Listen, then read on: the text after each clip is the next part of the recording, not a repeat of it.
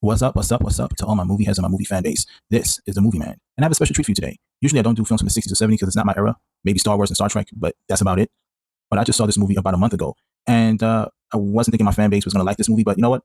I'm going to throw caution to the wind and still review it. I saw this in 4K, and it's a John Schlesinger film, and it stars Dustin Hoffman. Came out in 1976.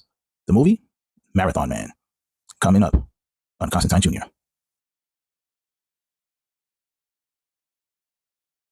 Marathon Man, a John Schlesinger film starring Dustin Hoffman, Laurence Olivier, Roy Schneider, William Devane, Martha Kelly, in a Robert Evans production. If you don't know the name John Schlesinger, you should know that name. That's right, the male prostitution film of the 60s. Dustin Hoffman and Jon Voight in Midnight Cowboy.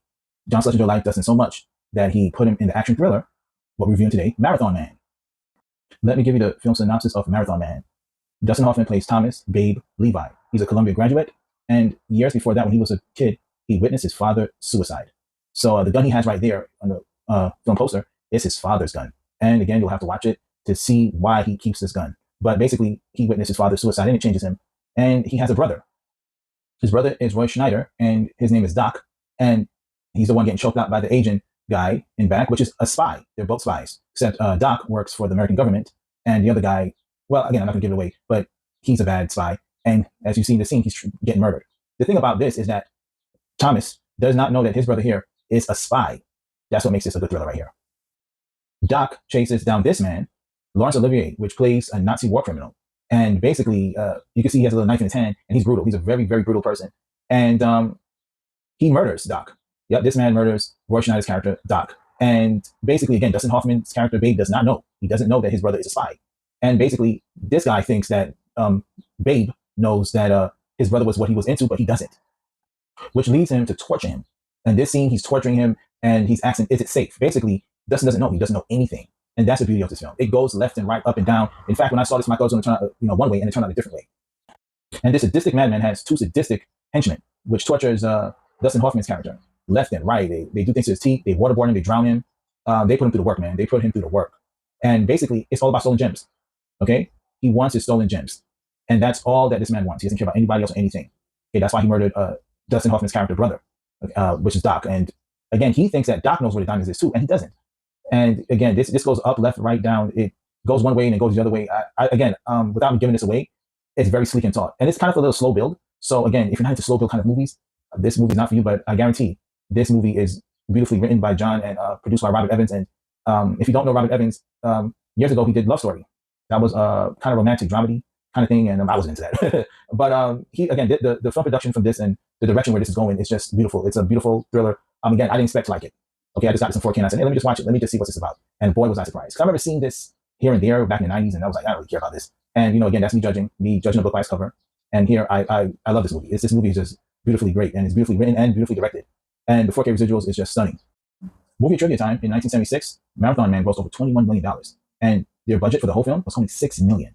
And at that time, $6 million was that was a lot of money at the time. But as you know, Dustin Hoffman is a hot character, and he's a hot actor at the time, and very hot in the 70s, very hot. He did All President's Men with Robert Redford, as you know. So he was commanding big money, and so was Roy Schneider and Laurence Olivier, which is just a legendary actor. So yeah, this movie was a hit. Who knew, right? This movie is a very slow build kind of movie, and again, if you're not into slow build kind of movies, then this movie is not for you. But this movie is actually in 4K physical UHD. You can get it on physical form if you want to. This movie runs about 2 hours and 5 minutes. And again, I'm not an audio nerd or a tech nerd, guys. I don't care about that. But again, I have what do you call it, bass speakers for my 4K television. So again, it's loud for me. So the audio description, I don't know. But again, this movie is a spy thriller. Okay, it's about Nazis. It's about stolen gems. It's about two brothers who have really not gotten over their father's suicide. Because this is where it basically comes down to. This is why he runs a lot. He's just basically the theme of the movie. What I got from it is that he's running from his problems. That's why I call it Marathon Man. And for me, that's my opinion, my synopsis of this film. And basically he faces it.